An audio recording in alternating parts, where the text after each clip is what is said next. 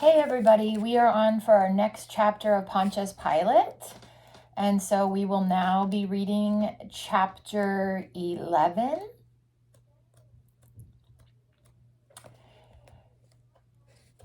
Pilate's invitation to visit Herod Antipas finally arrived. It had taken the Tetrarch of Galilee almost 3 years to return Pilate's hospitality in Caesarea. Although the sensitive procula resented the apparent slight, her realist husband pointed out that social amenities her realist husband pointed out that social amenities necessarily had to wait until the popular scandal at Antipas's marriage to Herodias had exhausted itself.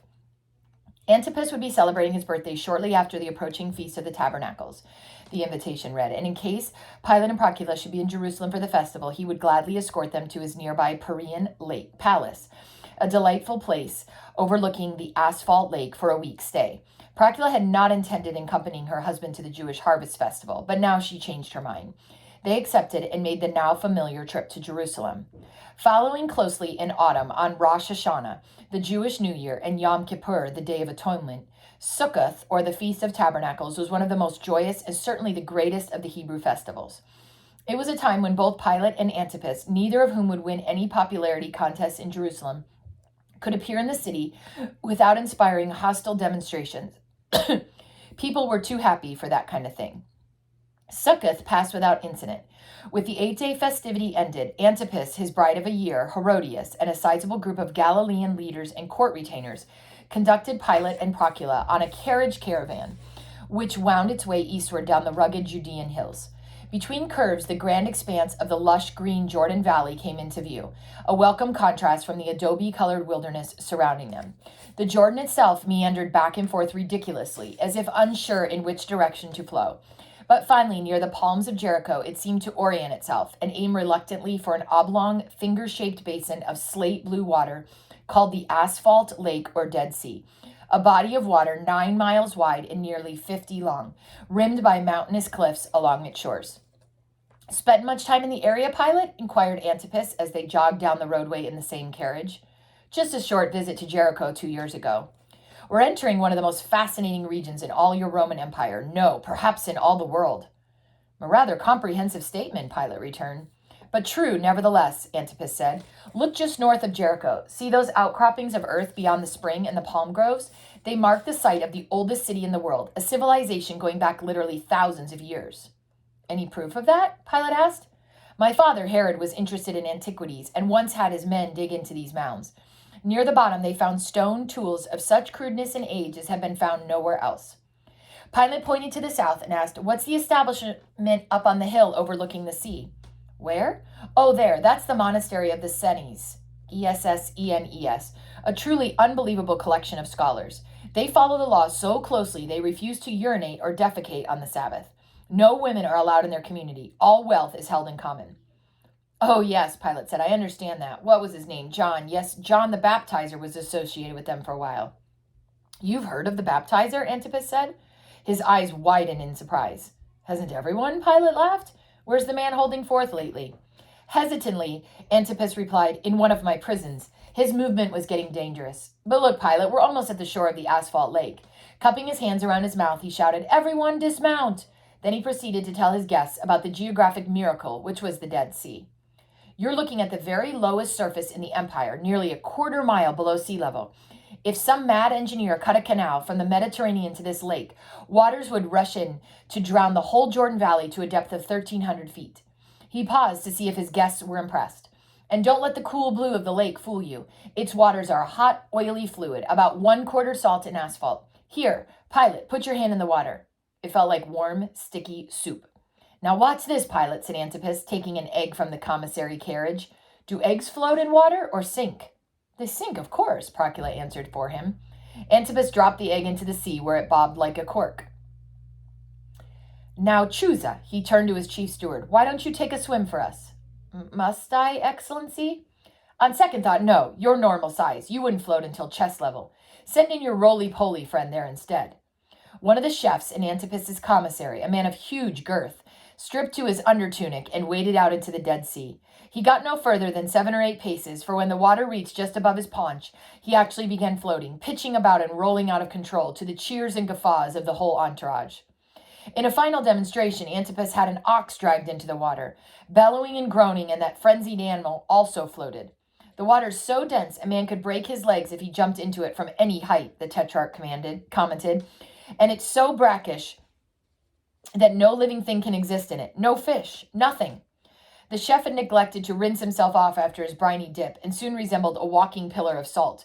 So quickly had the fiercely hot and dry air evaporated the watery residue on his skin, leaving an ugly, itchy deposit of chalk white. "You can wash it off at Calero," Antipas called, as the party wound its way around the northeastern corner of the Dead Sea and continued south toward their destination, the fortress palace of Machaerus. Procula was riding with Herodias in the carriage just behind Pilate and Antipas. Periodically, Pilate turned around to see how his wife was faring in the company of the women who was the talk of Palestine. She flashed him a knowing smile to convey the message, "Everything is all right, so far." Pilate was holding up his end of the conversation with Antipas. "Doesn't Strabo's new Geographica speak of subterranean gases and fires around this lake?" he asked. "Nature has a simmering furnace under this area," Antipas said. "Usually its vapors filter upward in a pleasant form, as in the hot springs just ahead. But sometimes the furnace explodes into volcano-like eruptions of gas, fire, and brimstone, like those which destroyed Sodom and Gomorrah, a little south of here. But that was many centuries ago." The retinue stopped briefly at Calero, where Antipas showed his guests the thermal springs resort, while the chef washed off his sultry, stinging stickiness. This celebrated spa was known throughout Palestine for its sweet, bubbly mineral waters. Herod had spent some of his last days here trying desperately to shake off his horrible malady that would shortly claim his life. But the feverish convulsions, tumors, and gangrene proved terminal. As a Roman used to daily baths, this place should have special fascination for you, Pilate, Antipas bantered. "But we can return here later. Machaerus is just beyond the next hill." Herod Antipas had inherited Machaerus from his father, who built the fortress palace to safeguard his southeastern frontiers against the Moabites and Arabs. The huge trapezoidal mound on which it was situated further isolated the castle from surrounding hills, and it was easy for Pilate to appreciate its legendary invincibility as a military stronghold. Supposedly, Machaerus ranked only to Jerusalem's Antonia as a citadel. The arduous ascent along hairpin curves was so taxing to the horses that the entourage got off their carriages to spare the animals. It was nearly sundown when they reached the portico around the base of the citadel. The view westward was spectacular, commanding at least half the Dead Sea, which lay lifeless several thousand feet below in its water-hewn tomb. Later that evening, the gathering night only improved the vista. A rising moon shed a frosty incandescence over the rugged wilderness of Judea, as though new snow had fallen in an area 50 degrees too warm for it. Beneath the center of it all lurked the sepulchral. I can't pronounce that. Now misty torpor of the Dead Sea, trapped by surrounding mountains and scarred by a glittering swatch of moonlight. Only some pinpoints of light to the northwest, marking Jerusalem, gave any evidence of habitation. After retiring, Pilate and Procula finally had the chance to compare notes on the day's events. "And how does it feel to be safely imprisoned in your enemy's fortress?" she led off. "Please, Carissima, we're on a diplomatic visit, so let's call our host friendly rival instead," he chuckled. "Wait, are you serious?" "Why, yes," she said in a half tone, betraying neither truth nor jest. "Well, you can sleep securely. Our auxiliary bodyguard is certainly..." Of course, she laughed. "I'm just wondering why he invited us to Machaerus instead of Tiberias. Remember what happened here about 3 years ago?" "No," said Pilate. "What?" "This is where Antipas's first wife, King Aretas's daughter, vacationed on her escape from Antipas. From here, she fled to her father." Procula's comment gave Pilate cause for some political considerations. His informants had told him that Antipas feared Aretas would make war on him for the way he had treated his daughter. And if it came to blows, Antipas would probably want the prefect of Judea to assist him with the cohorts. "Tomorrow, Procula, when we start discussing politics, be prepared for a blackening of King Aretas to prepare me for a possible war against him. But I wouldn't send a single auxiliary to fight Antipas's battles for him. Do you know why?" "Why?" she asked. "Because if the Tetrarch of Galilee disgraced himself further by losing a frontier war with the Arabs, Rome could use that as an excuse to add Galilee to the province of Judea. Sejanus told me of eventual plans to move the Herodians out of their control of Palestine in favor of direct Roman administration.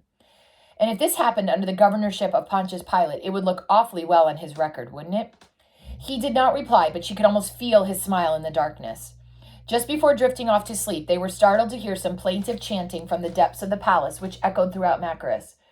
Probably Antipas offering his bedtime prayers, Pilate suggested. That fox can afford to pray. The week at Machaerus turned out pleasantly. The hosts, it seemed, were on their best behavior. As predicted, Antipas did indeed vilify Aretas, but it was done by means of some histrionics, which only amused Pilate. Histrionics is sort of like real dramatic behaviors. A presumed Arab spy caught near Machaerus during their visit was made to confess that King Aretas was planning an invasion not only of Galilee but of Judea as well. Pilate had one of his guards who knew Arabic go down to the dungeon, talk to the spy, and report back to him privately. From his knowledge of the language, the guard confided, I'd say that as an Arab, that clown was a good Galilean. But I left the impression that I believed his story. Yet, the daily hunting expeditions into the wild countryside, the nightly feasting, and the delightful baths at Calero easily compensated for Antipas's tricks. It was not until later in the week that the tetrarch got a bit tiresome in trying to pick the brains of the prefect. Just what is happening in Rome, Pilate asked Antipas in the course of a night's revelry. How do you mean? Pilate asked. Is it to be Tiberius or Sejanus? An impossible alternative. After Tiberius dies, then perhaps Sejanus. You've heard what they're saying in Rome. Sejanus is emperor, Tiberius only an island potentate. Are you trying to impugn the loyalty of the emperor's praetorian prefect? Of course not, Antipas corrected himself. What I meant to ask, he nervously snickered, was, will it be the young Gaius Caligula or Sejanus? I really don't know. Possibly Sejanus as regent for the young Gaius. It was a safe statement. Probably, he thought, Antipas's original alternative of Tiberius or Sejanus better expressed his true thought. And had Pilate answered such a treasonable choice correctly, it might have doomed his career should Antipas try to compromise him. Well, then, put the case that Sejanus is regent for the young Gaius, Antipas persisted, who ultimately would control Rome. That, my friend, is in the hands of the gods. The non-religious Pilate resorted to religion at such times. Antipas only smirked, realizing that Pilate had affixed a period to their conversation on Roman politics. That night, Pilate's sleep was again disturbed by the haunting voice from the bowels of the castle, apparently chanting its prayers and singing melancholy hymns. Equally mystifying was the conduct of Antipas's chief steward the next morning. Answering a knock on his door, Pilate found Chusa. Excellency, he said, I must discuss an urgent matter with you. A request. Just then one of Antipas's servants came by, and Chusa broke off. Breakfast will be served shortly, Excellency. Then he whispered, later. But the later never materialized, since all Machaerus was in an uproar of preparation for the tetrarch's birthday feast that night. His half-brother, the tetrarch Philip, arrived just in time to help celebrate, as did Antipas's half-niece stepdaughter Salome, who had been visiting her half-uncle Philip. The daughter of Herodias, Pilate and Procula noted immediately, had completed the metamorphosis from the spoiled girl they remembered in Caesarea to essentially attractive young woman. The banquet was attended by all of Antipas's many guests at Machaerus, including tribal leaders from Galilee, as well as his officers and courtiers. It was a formal affair carried off in the best Hellenistic tradition. Some of the viands Pilate had not tasted since his own wedding banquet. As to beverages, he commented, for a non-Roman, Antipas, you are a worthy connoisseur of the vine. My fellow son of Bacchus, he responded with a wine-reinforced amiability, which means a little bit drunk. You forget that the family of the Herods have Roman citizenship. We're enrolled in the Julian gens. A toast, then, to the cousin of the Caesars, Pilate laughed, a little too loudly. Procula poked him with her sandals. Why so dour a face, my Chusa? Antipas called across the table to his chief steward. You can worry about my estates when we return to Galilee. Chusa brightened up, though later in the evening he cast worried glances in Pilate's direction. Procula saw it and alerted her husband. Both shared a twinge of concern, wondering what message Chusa had failed to communicate. Surely he wasn't trying to warn them of physical danger. When the fourth course had been cleared away, Antipas snapped his fingers, and the flute and harp melodies which had serenaded the feast now gave way to a program of entertainment. Some of it, Pilate noticed, was a bit ostentatious, but that was forgivable, since all floor talent had to be imported to that solitary location. The jugglers from Jericho were a bore, easily upstaged by the acrobatic apes of a local Bedoin. Someone proposed that the monkeys be given a little wine to liven their act. It had the desired effect. Then Herodias rose from the table, inviting Procula and the other ladies to follow her out of the banquet hall to the women's quarters of the palace, since Antipas's celebration was now over so far as they were concerned. In Greek-style dinner parties, the women would not even have appeared at the table, but the more civilized Roman custom allowed them to participate until it was time for the commissatio, which was exclusively for the men. Since the culminating commissatio, or post-banquet social drinking bout, often involved risque entertainment, some of the more conservative Galilean elders paid their respects to Antipas and Pilate and also retired. Antipas now pulled a cord which released a cloud of rose petals and flower garlands from the ceiling. Servants picked up the floral wreaths and arranged them about the heads and necks of the men.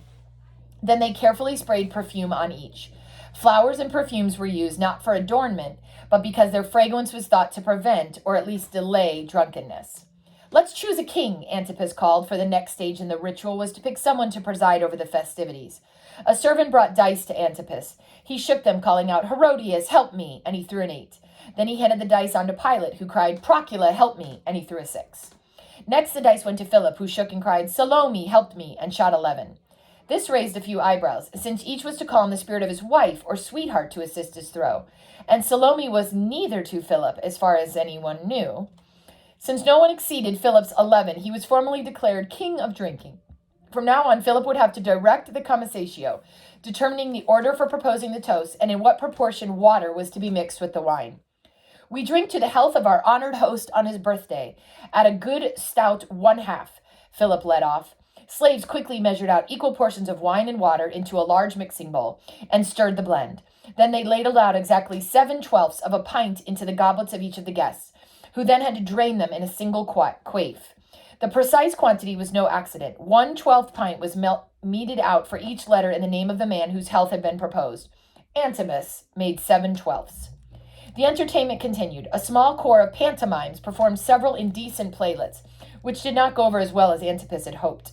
Philip then rose to his feet and said, "We drink to the health of our honored guest, the prefect of Judea. May his tenure be long, a hearty 2/3. Amid cheers of the guests, slaves measured out 2 portions wine to 1 of water and again hastily ladled out 7/12 pint of the mixture to each guest for the 7 letters in Pilatus. The final floor routine was a troupe of very badly coordinated dancing girls, clearly local talent, hastily conscripted for the evening. There was a bit of grumbling disapproval from the guests. Then Philip accidentally knocked over a flagon of wine onto the tunic of a Galilean chief sitting next to him. A slave, hurrying to assist the man, collided with another servant who dropped a tray of dishes. The resounding clatter shattered the mood of the banquet, and the furious tongue-lashing given the hapless slave by the rotund chief helped matters not at all. Antipas's birthday party was coming apart at the seams. He called Chuzo to him, whispering something, and then sent him scurrying off. 4 toasts and several degrees of intoxication later, Antipas arose to announce that Salome had consented to honor their commissatio by performing a dance. Everyone put down his chalice and stared at the host for his precedent-shattering idea. Entertaining at a commitio was only for lewd servant women or actresses and prostitutes, not members of one's own family. Philip glared at his half-brother with all the fury of a wounded animal. Pilate wondered if Antipas were really that drunk. 2 lyrists, concealed behind curtains, started playing at each other in graceful counterpoint, and then the precocious Salome appeared. Clad in the festive costume of a Galilean peasant girl, the 19-year-old performed a sprightly folk dance, which was popular during the Feast of Tabernacles. Salome whirled close to the banquet table so that she could be seen to proper advantage, since only torches and candles illuminated the hall. Pilate was amazed at what 3 years had done to the girl. She looked arrestingly lovely, no longer the passionate teenager, but now a richly voluptuous woman. Enhanced by the ruddy warmth of the fire glow, her exquisite performance of the dance captivated Pilate as much as Antipas and his friends. She was careful to lavish elfin gestures on each important guest, and especially Philip, the king of drinking, who sat enthralled with infatuation for Salome. Slaves suddenly appeared by each candle torch, and at the given signal, all lights were extinguished. Startled, Pilate sat up and grabbed for his dagger until he saw a brazier flaring up in the middle of the darkness. Then the lyres started plucking out a very different rhythm, a slow and languid staccato, which gradually picked up tempo. A small drum now added its hollow thump to the music. Then Salome reappeared, dressed only in the gauzy tunic she had been wearing under her peasant costume. It was a girl-sized garment hugging the lush contours of a grown woman, and Pilate noticed at once the brief distance the hem extended down her legs. Salome's whole body seemed to gyrate and throb, a perfect response to the music as she darted up to and back from the fire. Several times Pilate and the other men gasped as she vaulted right over the flames unsinged. With the brazier as the only light in the hall, gigantic shadows played on the ceiling, enlarging her to a heroic dimension. The source of it all was a symphony, her fair skin painted a golden russet by the flames. Pilate was distracted by someone next to him, and he pried his eyes away for a moment to find the cause. It was Herod Antipas gaping at Salome in a near hypnotic trance. A man so helplessly captivated by the sight that his lower jaw sagged limply and he was almost snorting. A slave approached with a napkin to absorb a string of drool which was starting to dangle from Antipas's mouth. Ignoring the wiping, Antipas mumbled, "Salome, my daughter, Salome, my own daughter? No, thank the fates, my stepdaughter." Then he smiled, quite disturbing. Salome concluded her dance with a deep bow in front of Antipas.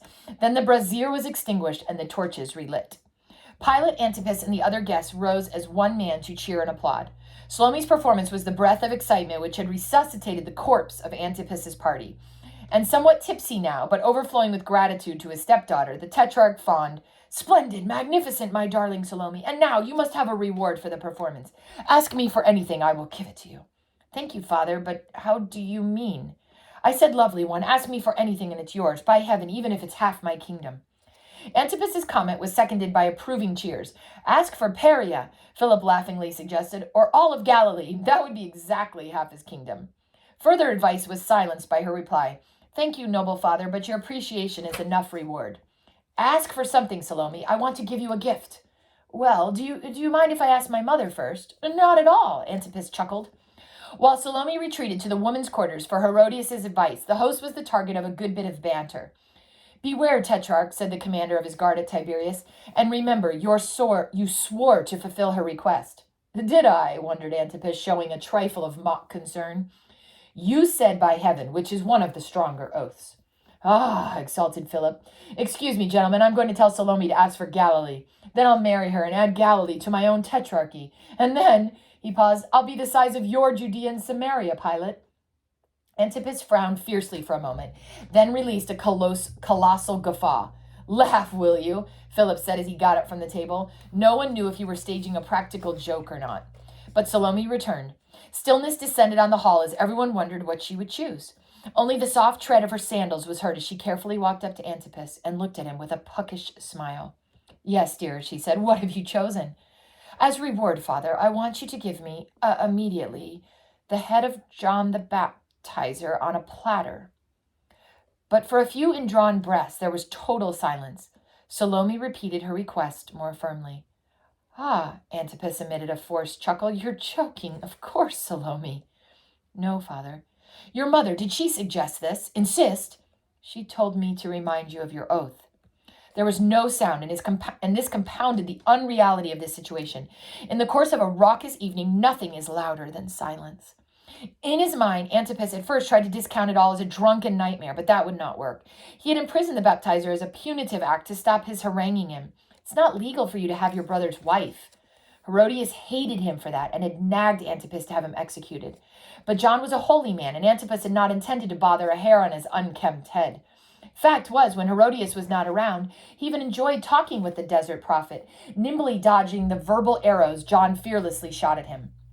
But it was no longer a question of himself and the baptizer. It was now a public matter of state, confirmed by oath, due to his own carelessness and Herodias' fiendish stratagem. He would settle scores with her later. But what to do now? Chusa was at his side, whispering, "Excellency, I was not consider myself legally or morally bound by that oath, for your intention was to provide the young Savonian with a gift of monetary value. Now surely the head of—" "I gave her my word." "Fear the people, that Excellency. They consider John a prophet." Salome now tilted her head upward and stared directly into the eyes of Antipas with an unmistakably challenging expression. She spoke eloquently what remained unspoken. "I dare you to break your word, Tetrarch Herod Antipas, in front of all your guests." Pilate, at the outer edge of that stare, caught the smirk of success spelled out by Salome's limpid blue eyes and firmly pressing perfect lips. But he did not intervene. He had overheard Chusa's advice to Antipas, and it was obviously correct. Only a fool would fail to heed it, and the Tetrarch of Galilee and Perea was no fool. But Pilate was a Roman, a practical man, who would temper absolutes to suit circumstances, as Rome herself had been doing for the last 700 years. Here in the East, however, absolutes were not so easily adjusted, and the spoken word was thought to have a reality all its own. For this reason, the Jews never expressed the truest name of the deity, Yahweh, believing it would intrude on the divine itself. Similarly, the law of Medes and the Persians, once enunciated, could not be retracted. I gave my word, Antipas muttered, looking up and down the tables at what was left of the commissatio. It was the steel look in his eyes of his chief officers from Galilee that decided the issue for him. To back down on his oath would expose weakness in front of the very men he could least afford to have see it. Summoning a guard, he gave him the command. No, Chuzo cried, but a look from Antipas silenced him. Pilate was aghast, a feeling of disgusted helplessness numbing him. Suddenly, the silent halls of the cavernous castle resounded with a cry from below. Repent, Antipas! The kingdom of God is at hand. The Messiah has... The words were cut off. The gory trophy was brought in on a platter as requested and handed to Salome. The head, propped in an upright position, still fastened its open eyes on Antipas with prophetic fury. Pilate was nauseated. Chusa wept. Salome turned about and carried the reddening platter to her mother. Antipas' birthday party was over. Pilate and Procula prepared to leave early the next morning, 2 days sooner than planned. Just before their departure, Chusa finally managed to see them privately. What were you trying to tell me yesterday morning? Pilate asked the steward. Oh, nothing, he said mournfully. Too late now. But what was it? I wanted to ask you to use your influence with the Tetrarch to secure the release of John the Baptizer. He was a prophet of God. It was a disgusting, nasty business, Pilate said. Reminds me of the time when Cicero's head was impaled on a spear in the Forum, and Antony's wife stuck pins into the tongue, which had attacked her husband. Women can be the most vengeful of creatures. But why was the young Salome so hostile to the baptizer? Like mother, like daughter. John insisted that Herodias was living in sin with Antipas, which would make Salome the daughter of a harlot. Why didn't you alert me sooner? I didn't even know the prophet was at Machaerus. You didn't? Couldn't you hear him singing hymns each night? So he was the one, Pilate said. Yes, Chusa said mournfully, and then he brightened. But John did not live in vain. He was the forerunner of the Messiah. He has come, Excellency. He has come. Who has come? The Messiah. Already he's preaching in Galilee and working great wonders. Pilate took leave of Chusa, mystified by the fanaticism of the land. Here was the presumably sensible chief steward of a neighboring government who witnessed the execution of one prophet one evening and then declared for a new one the very next morning. Antipas and Herodias saw them off, somewhat apologetic for the events of the previous night. Pilate's thanks were just barely tactful. With no effort on his part, he was leaving Machaerus in a much stronger political position than Antipas. Their rivalry, in fact, was now over, with Pilate the victor. Drawing subsidies from the temple might look bad in Jewish eyes, and killing rioters even worse. But these were more foibles compared with executing a prophet of God. News of the dramatic demise of the baptizer was all over Palestine in a week. And that's the end of chapter 11.